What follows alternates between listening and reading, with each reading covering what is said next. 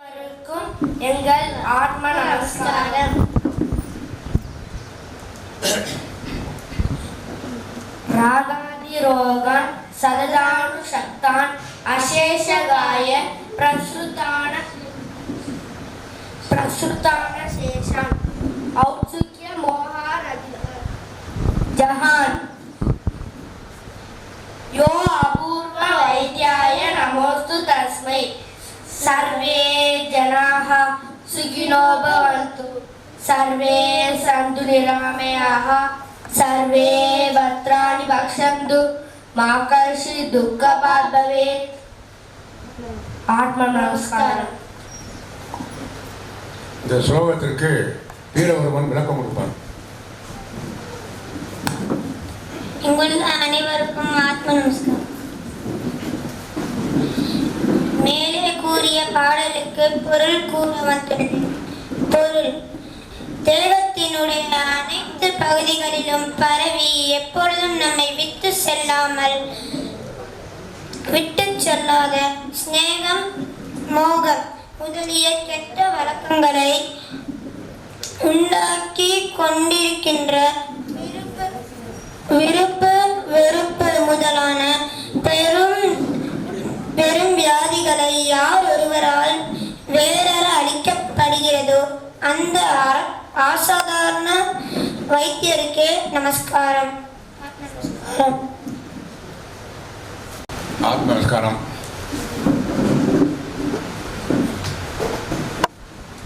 நடக்கக்கூடிய விழா எனக்கு ஒரு முழு மன நிறைவோடு அந்த விழாவை இன்றைக்கு நடத்துகிறோம். காரணம் என்னென்னா, எல்லாரும் உபதேசம் கொடுக்குறாங்க, சமாதிக்கு இடம் அப்படிங்கிறது யாருமே அதை முக்கியத்துவம் கொடுத்து அதை பேசுறது இல்லை. நிறைய உபதேசம் கொடுக்குறாங்க, அங்கே சமாதிக்கு இடம் இல்லாமல் ரொம்ப சிரமப்பட்டுருக்காங்க. அந்த சூழ்நிலையில் சமாதிக்கு இடம் வேணுங்கிறக்காண்டி ஒரு பகிரத பிரயத்தனம் பண்ணி இந்த இடத்த சூரியன் சந்திரகாலம் இருக்கிற வரைக்கும் எந்த டிஸ்டர்பன்ஸ் இல்லாமல் வைக்கிறதுக்கு வேண்டிய ஏற்பாடெல்லாம் பண்ணி சமாதி மட்டும் வைக்கிறதுக்கு இல்லாமல் வர்றவங்க சமாதி வைக்க வர்றவங்க சித்தபத்தியாத்துக்கு தங்கி நல்ல ஜெபம் பண்ணி போகிறதுக்காக எல்லா ஏற்பாடுகளும் ஒரு ஆசிரமம் மாதிரி ஒரு கிச்சனு, பெரிய கிச்சனு, சின்ன kitchen, meeting hall, business hall, தியான மண்டபம் எல்லாம் அனைத்தும் சாமியுடைய அருள்னால் உருவாக்கப்பட்டிருக்கிறது. இனி வேறு எதுவும் அதிகமாக இங்கே செய்ய வேண்டிய தேவையில்லை. அதுபோக ஒரு 67 சமாதி கட்டி வச்சதில் 34 சமாதி இங்கே வைக்கப்பட்டுள்ளது. இன்னும் 33 சமாதி அவைலபிளாக இருக்குது, எப்போனாலும் வச்சுக்கலாம், அந்த மாதிரி இருக்குது. அதனால் சாமி யாரை ரெக்கமெண்ட் பண்ணுறாரோ அவங்களுக்கு சமாதிக்கு இடம் உண்டு. இந்த உலகத்துலேருந்து எங்கேருந்து வேணாலும் இந்த சமாதி கொண்டு வரலாம். ஆனால் சித்தபத்தியாத்தியத்துக்கு இடம் உண்டு. அதனால் இந்த விழா ஒரு எனக்கு ஒரு மன நிறைவான விழாவாக நான் எடுத்துக்கிறேன். நான் அதுபோக என்னோடய ஜெனரேஷன் உருவாக்கணும்ல, ஏன்னா எனக்கு பின்னால் நடத்துக்க வேண்டிய உருவாக்கணும் அப்படின்னு என் மயங்க இருக்காங்க. இந்த பேரம் பேச்சுருக்கேன், ஒரு ட்ரைனிங் மாதிரி தான் அதை கொடுத்துருக்கோம். கொஞ்சம் பேசி அவங்க இந்த கொள்கையை போய் வரட்டும், புரிஞ்சுக்கிட்டோங்கிறதுக்காக இந்த முதல் முயற்சி இது. அதனால் அடுத்தபடியாக இந்த விழாவுக்கு பிரம்மஸ்ரீ சேவமூர்த்தி அண்ணா தலைமை தாங்கிறாரு. இது ஏன் அவர் பண்ணுற வைக்கிறோம்னு சொன்னோம்னா, இந்த இடம் உருவான ஆரம்பத்திலேயே இந்த உலகத்துக்கு எடுத்து காமிச்சவர் அவர் தான். நான் கட்டினேன், ஏன் கரெக்டாக தெரியாதுல்ல, அது வெளியுலகத்துக்கு கொண்டு வந்தவர் அவர் தான். அதனால் இந்த ஆன்மீகத்திட்ட இருக்க வரைக்கும், நானும் அவர் இருக்க வரைக்கும் மார்ச் மாதம் விழா கட்டாயம் நடக்கும். அந்த விழாவுக்கு எப்பவுமே பெர்மனண்ட்டாக சேவமூர்த்தியான தலைவர். மற்றதெல்லாம் மாற்றி அமைச்சுக்கிறோம், ஒன்றும் பிரச்சனை இல்லை. ஆரம்பத்தில் பிள்ளையாத்துக்கு போட்டு எல்லாம் கொண்டு வந்தவர். அதனால் அவர் தான் தலைவர் அழைத்து இந்த மீட்டிங்கை நடத்தி கொடுக்குறோம். முதல்ல தலைமை உரையாற்றுமாறு தாழ்மையுடன் கேட்டுக்கொள்கிறோம். ஆத்ம சகோதர சகோதரிகள் அனைவருக்கும் ஆத்ம நமஸ்காரம். இப்போ அண்ணா சொன்ன பல விஷயங்கள் நீங்கள் யாரும் நம்பாதீங்க. இந்த காதல் வாங்கி அந்த காதலை விட்டுருங்க. அவர் ஏதோ அபிமானத்தால் சொல்லிட்டு இருக்கிறாரு. வெறும் எலும்பு, தோல், சதை பொறுத்துன உடலுக்கு முக்கியத்துவம் கொடுக்கறதுக்கு நான் எப்போவுமே விரும்புறதில்லை. எப்போவுமே சுவாமி சிவானந்தர் தான் நம்ம எல்லாருக்குமே தலைவர். அவரை தவிர தலைவர் நீங்கள் யாரும் இல்லை. அண்ணா அவங்க அபிமானத்தால் சொல்கிறாங்க, அது அவங்களுடைய பெருந்தன்மையை காமிக்குது.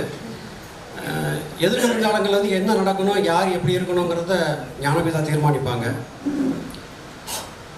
சித்தவித்தின்னு சொல்லக்கூடிய இந்த மகத்தான பயிற்சி அத்தனை சுலபத்தில் யாருக்கும் கிடைக்கிறதில்ல. நம்மளை போலவே கிரியா யோகம் சொல்லி ஒரு பயிற்சி முறையை பண்ணுறாங்க. அவங்க இந்த கிரியா யோக தீட்சை யாருக்கு கிடைக்குங்கிறதுக்கு வந்து ஒரு விளக்கம் சொல்கிறாங்க. இமயமலையில் இருக்கிற இருள் அடர்ந்த குகைகளில் இருக்கக்கூடிய சித்தர்கள் தான் யார் இந்த கலையை கற்றுக்கணுங்கிறத தீர்மானிக்கிறாங்க அப்படின்னு சொல்கிறாங்க. ஞானிகளுடைய வாக்கு எப்பவுமே பொய்யா போகாது. ஆகையினால இந்த சித்த வித்தியக்குள்ளே வந்திருக்கக்கூடிய நீங்கள் எல்லாருமே சித்தர்களால் தேர்ந்தெடுக்கப்பட்டவங்க தான். அது எந்த விதமான மாற்று கருத்தும் கிடையாது. தன்னை விட வயதில் மூத்தவங்கன்னோ இல்லை நல்லா பேசுகிறாங்கன்னோ ஒருத்தரை பார்த்து பிரமிக்கிறதோ அவங்களுக்கு முக்கியத்துவம் கொடுக்கறதோ அவசியம் இல்லைங்கிறது என்னுடைய தாழ்மையான கருத்து. நிறைய பேர் என்னை சந்திக்க வர்றவங்க எல்லாம் பார்த்தா சிலர் வந்து ஐயா எனக்கு எதுவுமே தெரியலை, எனக்கு ஏதாவது அனுபவங்கள் வர்றது மாதிரி காட்டி கொடுங்கன்னு கேட்பாங்க. சில பேர் எனக்கு நிறைய அனுபவம் இருக்குது, எனக்கு அமிர்தம் சுரந்துருச்சு, நான் எல்லாம் பார்த்துட்டேன் அப்படின்னு சொல்லுவாங்க. ரெண்டு பேருமே நான் கொஞ்சம் இறக்கத்தோடு தான் பார்க்க வேண்டியது இருக்குது. என்ன காரணம்னா நாம் நினைக்கிறது மாதிரி எதையுமே நாம் அடையலை. நாம் எதையாவது பார்த்துட்டோம் நினைக்கிறேன்னா இது எல்லாமே மாயை தான் அப்படிங்கிறது என்னுடைய கருத்து. ஆத்ம பிரகாசத்தை அதிகரிச்சுக்கிறதுக்காக பராபரத்தால் கொடுக்கப்பட்ட ஒரு யந்திரம், ஒரு கருவி தான் நம்முடைய இந்த மானுட உடல். இதில் நாம் என்ன செய்யணும்னா கூடுமான வரையும் வெறுப்புகளுக்கு இடம் கொடுக்காமல் வாழ பழகணும். புலன்கள் வழியாக சலிக்கக்கூடிய மனது பலவிதமான வெறுப்புகளை உருவாக்கிக்கிட்டே தான் இருக்கும். இந்த வெறுப்புகளை வந்து கொஞ்சம் முன்ன தம்பி சொல்லும்போது ராகாதி ரோகான் அப்படின்னு சொன்னாங்க. வெறுப்பு ராகத்வேஷங்கள். இந்த வெறுப்புகள் எந்த காரணத்தை கொண்டும் யார் மேலே ஏற்படக்கூடாது. சில சமயங்களில் வந்து நம்ம பேசும்போது சில விஷயங்களை சொல்லி ஆக வேண்டியது இருக்குது. கடந்த ஆண்டு நடந்த விழாவிலையும் இந்த கருத்துக்களை சொல்லியிருந்தேன். இப்போது நான் சொல்லணும்னு எனக்கு ஒரு சின்ன மன உறுத்தல். வயதில் முதிய சித்த வித்தியார்த்திகள் பலரை பார்க்குறேன். நல்லா முழுன்னு ஷேவ் பண்ணிவிட்டு அப்படி இருக்கிறாங்க. பனியன் போட்டிருக்காங்க, மேலே சட்டை போட்டிருக்காங்க. என்னன்னு கேட்டால் இதுன்னு கொஞ்சம் நாள் ஆகும் நான் விடுறதுக்கு அப்படிங்கிறாங்க. இந்த ரோமங்கள் வந்து இயற்கையாக கொடுக்கப்பட்டது, நாமளாக ஒட்டி வச்சுக்கிறது இல்லை. குடும்பமான வரையும் இயற்கையோட இயற்கையாக இணைந்து வாழ பழகணும். அப்படி பழகினா மாத்திரம்தான் நமக்கு சித்த வித்தி ஜெயிக்கும். சாமி நடவடிக்கை கிரமங்களில் தெளிவாக சொல்லியிருக்கிறாங்க. நடவடிக்கை கிரமங்களை முழுமையாக கடைப்பிடிக்கிறவங்களை தான் நான் கவனிப்பேன், மற்றவங்களை கவனிக்க மாட்டேன், கைவிட்டுடுவேன்னு சாமி சொல்லியிருக்காங்க. நடவடிக்கை கிரமத்தை சாமி சிவானந்தர் சொல்லவே இல்லை, அது விஸ்வமாக எழுதிக்கிட்டாருன்னு சொல்லி பிரச்சனையை கிளப்பக்கூடியவங்களும் இருக்கிறாங்க. இதில் நாங்கள் அனுபவங்களை பார்த்துருக்குறோம். இங்கே சகோதர சகோதரிகள்கிட்ட வந்து உரிமையோட உங்களுடைய உடன் பிறந்தவனாக நான் சொல்லக்கூடிய கருத்து, முடிஞ்ச வரையிலும் நடவடிக்கை கிரமங்களை கடைப்பிடிங்க. பயிற்சி செய்யும் போது உங்களுக்கு ஏற்படக்கூடிய வெறுப்புகளை விட்டுடுங்க. முக்கியமாக பயிற்சி பண்ணுறேன், நான் நல்லா பண்ணுறேன்னா பண்ணலையான்னு தெரியலை அப்படின்னு யார்கிட்டையாவது போய் என்னை சரி பண்ணி கொடுங்கன்னு கேட்காதீங்க. ஒவ்வொருவருடைய அனுபவமும் ஒவ்வொரு விதமாக இருக்கும். உடலமைப்பு, வாழக்கூடிய சூழல், அவங்க உண்ணக்கூடிய உணவு முறை, அவங்களுடைய கர்மாவின் வீச்சு, இதுக்கு தகுந்த மாதிரியாக வந்து அனுபவங்கள் முன்ன பின்ன இருக்கும். எல்லோருக்கும் ஒரே மாதிரியான அனுபவம் கிடைக்கிறது இல்லை. நீங்கள் ஒருத்தர் கேட்பீங்க, அவர் தன்னுடைய அனுபவத்தை சொல்லியிருப்பார். ஆனால் அந்த அனுபவம் நமக்கு கிடைக்காம போயிடுச்சு, அப்போ நாம் இன்னும் ரொம்ப கஷ்டப்படணுமோ அப்படின்னு தோணும். அது அவசியம் இல்லாதது. யார்கிட்டையும் போய் உங்களுடைய அனுபவங்களை சொல்லாதீங்க, அவங்க அனுபவங்களை சொல்ல சொல்லி கேட்காதீங்க.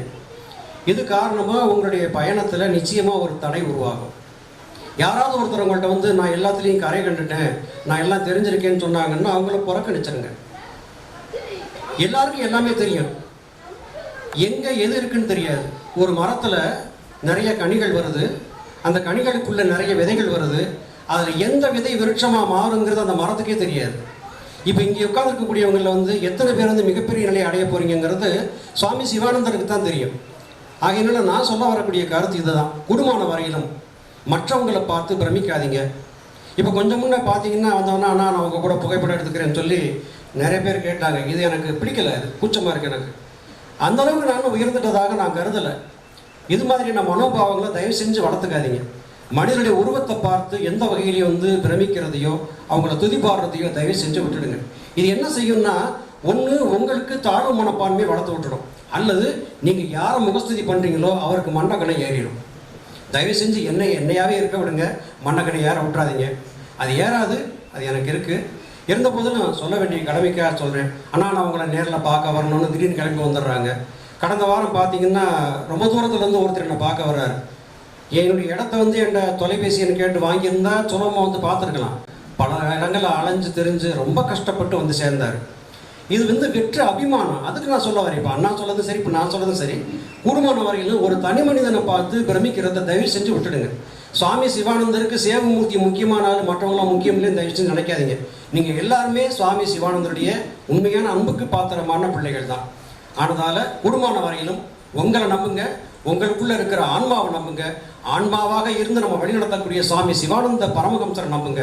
தனி மனிதனை தயவு செஞ்சு நம்பாதீங்க. அடுத்து இந்த சித்த வித்தியை பற்றி எனக்கு தெரிஞ்ச சில கருத்துக்களை மாத்திரம் உங்ககிட்ட சொல்லி, ஏன்னா நிறைய பேர் பேச வேண்டியது இருக்குது. இந்த சித்த வித்தியை பயிற்சியில் வந்து நாம் என்ன செய்கிறோம்னா, வெயில் காலத்தில், மழை காலத்தில், பனி காலத்தில் எப்படி பயிற்சி பண்ணணுங்கிறத கொஞ்சம் விதிமுறைகள் தெரிஞ்சு பயிற்சி பண்ணணும். குளிர் பகுதிகளில் வாழக்கூடியவங்க குடும்பமான வரையில் வந்து சூரியகளை அதிகமாக பயன்படுத்தி பயிற்சி செய்யணும். அவங்க பிராணாயாமம் அதிக நேரம் செய்யணும். வெப்பமண்டல பகுதிகளில் இருக்கிறவங்க பிராணாயாமத்தை குறைச்சி நிஷ்டையை அதிகப்படுத்தி பண்ணணும். உங்களுக்கு வித்தை காட்டி கொடுத்தவங்கள்ட்ட பிராணாயாமம்னா என்ன, நிஷ்டைனா என்னங்கிறத கேட்டு தெரிஞ்சுக்கோங்க. ஏன்னா நீங்கள் தெரிஞ்சிருப்பீங்கன்னு நினச்சி அவங்க சொல்லாமல் தவிர்த்திருந்திருக்கலாம், அல்லது நீங்கள் கேட்க மறந்துருந்துருக்கலாம். இப்போ கோடை காலம் அதிகமாகுது. கடுமையாக கொளுத்தக்கூடிய கோடை காலத்தில் வந்துட்டு நான் 1 மணி நேரம் பிராணாயாமம் பண்ணுவேன், 1/2 மணி நேரம் நிஷ்டை பண்ணுவேன்னு பண்ண வேண்டாம்.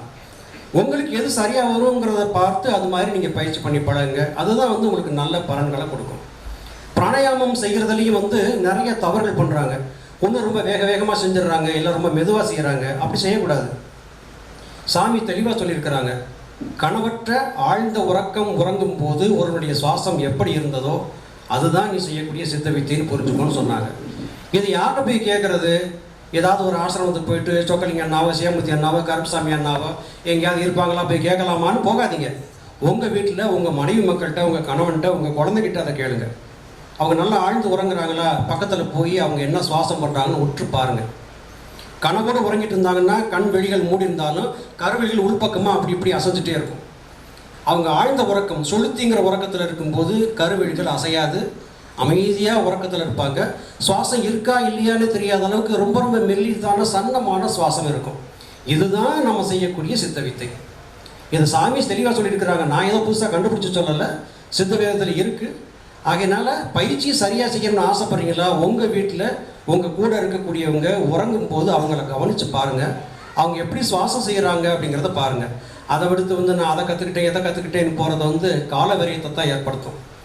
சித்த வித்தை பயிற்சி அப்படிங்கிறது வந்து நாம் செய்யக்கூடிய இந்த பயிற்சியில் பூர்வமத்தியம் சொல்லக்கூடிய சுடுமணி வாசல் கதவை திறக்கிறதுக்கான ஒரு முயற்சி தான். நாம் தொடர்ச்சியாக வந்து உள்நாக்கிலேருந்து பூர்வமத்தியம் வரையும் இருக்கக்கூடிய தூரத்தில் காற்றை ஏற்றி இறக்கி முட்டிகிட்டே இருந்து சுடுமணி கதவத்தை திறக்கணும். அதுதான் நம்ம செய்ய வேண்டிய வேலை. சுடுமணி கதவை திறக்கக்கூடிய நேரம் அந்த தாழ்பாலில் சாவியை விட்டு திரிட்டோம்னா அந்த இடம் தான் மூலாதாரம். ஏன்னா மூலாதாரங்கிறது கருவாய் எருவாய் இடையிலேருந்து ஆரம்பிக்குதுன்னு சொல்லுவாங்க. அதுக்கு வேறு விளக்கங்க சொல்லியிருக்காங்க. என்ன சொல்கிறாங்கன்னா, கீழ் 6 ஆதாரங்கள், மேல் 6 ஆதாரங்கள். சித்தவேத்திர சாமி தெளிவாக சொல்லிட்டாங்க. 6 ஆதாரங்கள்ங்கிறது நம்ம உடலுக்குள்ள ஜீவசக்தியாகி வாயு ஜீவனை சென்று சேரும்போது நடத்தக்கூடிய பணி, அதாவது அதனுடைய பாதை பயணம். அந்த பயணத்தில் ஏற்படக்கூடிய 6 வகையான அனுபவங்கள், அவஸ்தைகள் தான் அப்படின்னு சொல்லியிருக்காங்க. ஆகையினால வந்து நான் எல்லாம் கடந்துட்டேன்னு சொல்கிறதெல்லாம் அவசியம் பண்ணுறது. இதை நான் இங்கே ஏன் சொல்கிறேன் அப்படின்னா, என்ன சந்தித்த சில பேர் நான் மூலாதார சுவாதிஷ்டான மணிபூரமாக கடந்துட்டேன், இப்போ நான் அநாகதத்தில் இருக்கேன்னு சொல்லி என்ன பேசுகிறவங்களாம் பார்த்துருக்கேன். நான் அது அவசியம் இல்லாதது. நான் மனசை ஜெயிச்சுட்டேன், எனக்கு அமிர்தம் சுரந்துச்சுப்பாங்க. அமிர்தம் சுரந்தாச்சுன்னா வாய் பேச்சு இருக்காது, பேசவே மாட்டாங்க. ஆகையினால அந்த மாதிரியான யாரும் சொன்னாங்கன்னா அவங்கள பார்த்தவங்க உடனே பயம் வந்துடும். அடடா அவர் நம்ம கிடச்சிச்சு, நமக்கு ஒன்றும் கிடைக்கல போடுறேன் அப்படின்னு தேடி போயிடுவாங்க. வந்து வாச்சாண்டா வகையான ஆளுன்னு சொல்லி உட்கார வச்சு செஞ்சு விட்ருவாங்க. இது நடந்துட்டு இருக்குது. நான் பார்க்குறேன். நான் பல பேர் நான் சந்திச்சிருக்கேன். என்னுடைய அனுபவத்தை சொல்கிறேன். நான் சொல்ல வரக்கூடியது வந்து அதுக்காக வந்து அவங்க சொன்னவங்க வந்து எதுவுமே தெரியாதவங்க நான் சொல்ல வரல. அவங்களுடைய அனுபவங்கள் அவங்க கொண்டு வந்திருப்பாங்க. நான் அதே அனுபவம் உங்களுக்கு வரணும்னு தயவு செஞ்சு எதிர்பார்க்காதீங்க. உங்களுக்கான அனுபவங்கள் வேறு, அவங்களுக்கான அனுபவங்கள் வேறு. அனுபவங்கள் மாறிட்டே இருக்கும். உங்களுடைய உடலமைப்பு நீங்கள் செய்யக்கூடிய பயிற்சிக்கு தகுந்தபடியே மாறிட்டே இருக்கும். அப்படின்னா அப்போ அவங்க மாத்திரம் ஜெயிப்பாங்களா, நான் தோற்று போயிடுவேன்னா? வாய்ப்பே இல்லை. நிச்சயமாக எல்லாம் ஜெயிக்க தான் போகிறோம். தோற்கிறதுக்காக நாம் இங்கே வரல. நாம் செய்யக்கூடிய பயிற்சியில் கரம் பற்றி அழைத்து செல்ல சுவாமி சிவானந்த பரமஹம்சர் ஒரு தகப்பனாக நம்ம கூடவே இருக்கார். இப்போது நம்ம தம்பி ஒருத்தருக்கு ஏற்பட்ட அனுபவத்தை நான் என்னுடைய வலையொலியில் சொல்லியிருக்கிறேன். இப்போ இங்கே சொன்னால் அவங்களுக்கு கொஞ்சம் உற்சாகமாக இருக்குங்கிறதுக்காக சொல்கிறேன். நான் என்னுடைய பதிவுகளில் சொல்லியிருந்தேன், சுவாமி சிவானந்தர் யாரையும் தனித்து இருக்க விடுறதில்ல, கூடவே இருப்பார். நீங்கள் பயிற்சி பண்ணும்போது உங்கள் அருகாமையிலே இருந்து உங்களை கண்காணிப்பார் அப்படிங்கிற தகவலை நான் சொல்லியிருந்தேன். என்கிட்ட வித்தை எடுத்த தம்பி தங்கச்செல்வம்னு ஒரு தம்பி, திருநெல்வேலி மாவட்டத்தை சேர்ந்தவர். அந்த தம்பி வந்து எனக்கு அவர் குரல் அஞ்சலாகவே எனக்கு அனுப்பிச்சிருந்தார். அதில் அவர் என்ன சொல்கிறாருனாக்க, அவர் உறவினர்லாம் வந்திருந்தாங்க. அவரால் வந்து மாலை நேர பயிற்சி செய்ய முடியல. அந்த பயிற்சி செய்கிறதுக்காக வந்து காத்திருக்கும் போது எல்லாம் ரொம்ப நேரம் பேசிட்டாங்க. இரவு ஒரு 11:30-12 மணி பக்கம் வந்துருச்சு. அதுக்கப்புறம் ஒரு மெல்ல மெல்ல ஒவ்வொருத்தராக வந்து படுத்துட்டாங்க. சரி, உறங்க போயிட்டாங்க. இனிமேல் நம்ம அமைதியாக பயிற்சி பண்ணலாம்னு அவர் வீட்டில் இருந்து ஒரு தனியாரில் போய் கதவை சாத்திட்டு அமைதியாக போய் உட்காந்து அவர் பயிற்சி பண்ணுறாரு. அவ்வளோ நேரம் தூங்காமல் இந்த பாவிங்க மறுபடியும் முடிச்சுட்டு ஏன்டா உள்ள போய் என்ன பண்ணுறான்னு எட்டி பார்த்துருக்காங்க. உள்ளே பார்த்தா அவர் பயிற்சியில் இருக்கார். அவர் பக்கத்தில் ஒருத்தர் பார்த்து பயிற்சி பண்ணிட்டு இருக்காரு. யாரோ கூட வந்திருக்காங்க போட்டுன்னு வந்து பார்த்துட்டாங்க. காலையில் எழுந்துச்சு, ஏன் கூட ராத்திரி உட்காந்து ஒருத்தர் பயிற்சி பண்ணார், எங்கப்பா அவரை காணோன்னு கேட்குறாங்க. அப்படி இல்லை, யாரும் வரலையே அப்படின்னு அவர் சொல்கிறாரு. நாங்கள் எல்லாரும் பார்த்தோம், உங்களை ஒருத்தர் உட்காந்துருந்தார் அப்படிங்கிறாங்க. இவர் குழப்பமாயிடுச்சு, என்ன அப்படி சொல்கிறாங்கன்னு. அப்புறம் கொஞ்சம் யோசிச்சு பார்த்துட்டு சாமி சிவானந்தர் படத்தை காமிச்சு இவராக பாருங்கன்னு. ஆமாம் இவர் தான் அவங்க கூட உட்காந்துருந்தாருன்னு சொன்னாங்களாமா. இது அவருக்கு ஏற்பட்ட அனுபவம். அவர் பொய் சொன்னார்னு கூட நீங்கள் சொல்லலாம். ஆனால் அந்த தம்பி வந்து மெய் மறந்து உணர்ச்சி பிழம்பாத்து அந்த வார்த்தைகள் எனக்கு சொன்னார். இதை நான் ஏன் சொன்னேன்னா, அப்பா நம்ம கூட இருக்காருங்கிறத நீங்கள் நம்பணுங்கிறதுக்காக. அந்த தம்பி என்ன சொன்னார், நீங்கள் சொன்னீங்க அது உண்மையாக இருக்குமா, அப்பா நம்ம கூட இருப்பாரா இருக்க மாட்டாரா எனக்கு சந்தேகம் இருந்துச்சு. இப்போ நீங்கள் இந்த நிகழ்ச்சி வந்ததுக்கப்புறம் ஐயா நீங்கள் சொன்னது உண்மையை நான் ஒத்துக்கிட்டேன் அப்படின்னு சொன்னார். அதற்கு பிறகு மறுபடியும் ஒன்று நடந்திருக்குது. குற்றாலத்தில் அவர் குளிக்கிறதுக்காக போயிருக்கிறாரு. அவர் இருந்த இடத்துக்கு மேலேருந்து ஒருத்தர் அவர் உத்து பார்த்துட்டே இருந்தாராமா. கீழே இருந்தவங்கலாம் கீழே வந்து ஒன்று யாரோ ஒருத்தர் பார்க்குறாரு, பயமாக இருக்கு, கல்லகளை விட்டு எழுந்துட்டு போகிறாருன்னு. திரும்பி வந்து பார்த்தா ஆளை காணும். அதுவும் நம்ம அப்பா தான். அதையும் அந்த தம்பி சொன்ன விஷயம்தான். இது அவருடைய அனுபவம். இப்போது இதை சொன்ன உடனே நான் அப்போ நம்ம பயிற்சி பண்ணும்போது அப்பா பக்கத்தில் உட்காந்துருப்பாரான்னு பயிற்சி விட்டுட்டு திரும்பி பார்க்காதீங்க. ஏன்னா இது இயற்கை, மனிதர்களுக்கு ஏற்படக்கூடியதான். நீங்கள் நம்பணுங்கிறதுக்காக ஒரு பானை சோற்றுக்கு ஒரு சோறு தான் பதம் பார்க்குது. பானை சோறு பதம் பார்த்தா சாப்பிட்றது சோறு இருக்காது. இது உங்களுக்கு எதுக்காக சொல்றேன்னா, இப்போ பல கருத்துக்கள் பேசலாம். இது மாதிரி சில விஷயங்கள் சொல்லும்போது உங்களுக்கு சுவாமி சிவானந்தர் மேலே இருக்கக்கூடிய பிடிப்பு ஒரு கடுகத்தனையும் குறையாமல் இருக்கும். இது ஒரு சின்ன பூஸ்ட் தான், ஒரு உற்சாகப்படுத்துறது தான், அது வேற ஒன்றும் இல்லை. அதனால் எப்போவுமே அப்பா நம்ம கூடவே இருக்காரு. ஒன்றே ஒன்று மட்டும் தெரிஞ்சுக்கோங்க, மனதால் சொல்லால் செயலால் எந்த காரணத்தை கொண்டு விகாரப்பட்டு இருக்காதீங்க. தூய்மையான எண்ணங்களை மனதில் வச்சுருங்க. நான்கிற அகங்காரம் யாருக்கு வந்துடான்னு பார்த்துக்கோங்க. மனசு புலங்களுடைய போகும்போது சலிச்சுட்டே தான் இருக்கும். ஒரு சின்ன ஆசை கூட அடுத்த பிறவிக்கு நம்மளை கொண்டு போயிடும். குடும்பமான வரையிலும் ஆசைகளுக்கு அடிமையாகாமல் இயல்பாக உங்கள் வாழ்க்கையை வாழ்ந்துட்டுருங்க. மனைவி மக்கள் குடும்பத்துக்கு செய்ய வேண்டிய கடமைகளை தொடர்ச்சியாக செய்யுங்க. அது எந்த விதமான பின்னமும் வச்சுக்கிட வேண்டாம். பயிற்சி தொடர்ந்து நடந்துகிட்டே இருக்கட்டும். குடும்பத்தை முழுமையாக உண்மையாக நேர்மையாக அவங்க செய்ய வேண்டிய கடமைகளை செய்யுங்க.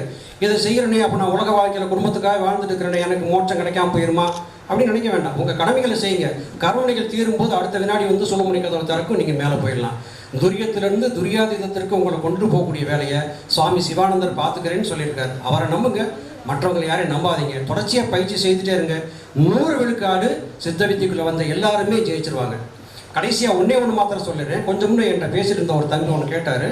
சமாதி ஆனவங்களை பார்க்கறதுக்கான அடையாளங்கள் சொல்கிறாங்க. அவங்க வந்து சமாதி ஆனதுக்கப்புறம் தான் அவங்க கை காலெலாம் குழகுழப்பாக இருக்கும். அவங்க விரல வந்து நெட்டை முடிச்சா நெட்டை வரும். அவங்க உடம்புல துர்நாற்றம்லாம் வராது. இப்படிலாம் வந்து இருக்கும்னு சொல்கிறாங்களே, அப்படி தான் இருக்குமா, அதுதான் சமாதியோட அடையாளமானு கேட்டார். அப்படி இல்லைங்கிறது என்னுடைய கருத்து. ஏன்னா மனிதர்கள் செய்யக்கூடிய பயிற்சியில் முன்ன பண்ண தவறுதலாக இருந்திருக்கலாம். ஞானபிதா நம்ம எல்லாருக்கும் தகப்பன். நீங்கள் நினைக்கிறது மாதிரி விரல் நெட்டை முடிக்க வராமல், உடலில் வந்து துர்நாற்றம் வந்திருந்து உடலை வந்து மடக்க முடியாமல் போய் அந்த நிலையிலே போயிருந்தாலும் கூட அவர் செய்த ஏதோ சில தவறுகளுக்காக சாமி வந்து இது மாதிரி ஒரு சின்ன மாற்றத்தை பண்ணியிருப்பார். கைவிட மாட்டார். சமாதிக்குள்ளே கொண்டு வச்சதுக்கப்புறம் நிச்சயமாக அவங்களுடைய ஆன்மாவே மேலே கொண்டு போகக்கூடிய காரியத்தை சாமி 100 விழுக்காடு பண்ணுவார். இதை சொன்ன உடனே அப்போ நம்ம சரியாக பயிற்சி பண்ண வேண்டாம், எப்படி போனாலும் சாமி நம்ம சமாதி கொண்டு போகிறோம் தயவுசெய்து நினச்சிடாதீங்க. நான் சொல்ல வர்ற கருத்து என்னன்னாக்க, நமக்கு கிடைக்குமோ கிடைக்காதோ அப்படிங்கிற மாதிரி அதைரியம் வந்துட வேண்டாங்கிறதுக்காக சொல்ல வரேன். எல்லாரும் ஜெயிக்கக்கூடியவங்க தான். இப்படின்னா நாளைக்கு நாளை மறுநாள், அவ்வளோதான். இது ஒரு பெரிய விஷயமே கிடையாது. கூடுமான வரையிலும் சுவாமி சிவானந்தர் நம்புங்க. மற்ற மனிதர்களை நம்பி ஒருத்தரை போய் உங்களுக்கான விளக்கங்களை கேட்காதீங்க. உங்களுக்கு சரியான பதிலை சொல்கிறதுக்கும் வாய்ப்பு இருக்குது. தவறான பாதையை காட்டி உங்களை திருப்பி வர்றதுக்கும் வாய்ப்பு இருக்குது. சுவாமியை மாத்திரம் நம்புங்க, மற்றவங்களை நம்ப வேண்டாம். நமஸ்காரம்.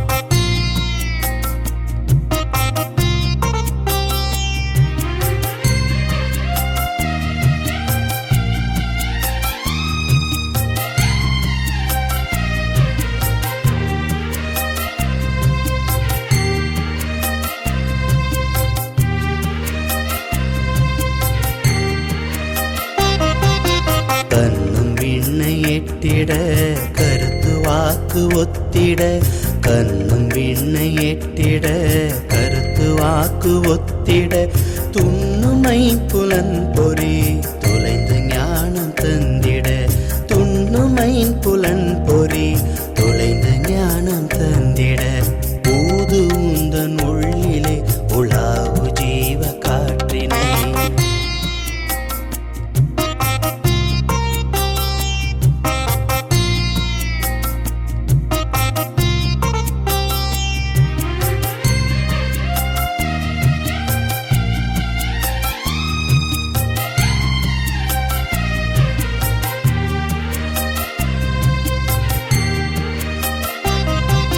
விதியவன் இறந்திட மேக வண்ணனும் கெட விதியவன் இறந்திட மேக வண்ணனும் கெட கதியெடுத்த போதெல்லாம் கனக சபையில் நடமிட கதியெடுத்த போதெல்லாம் கனக சபையில் நடமிட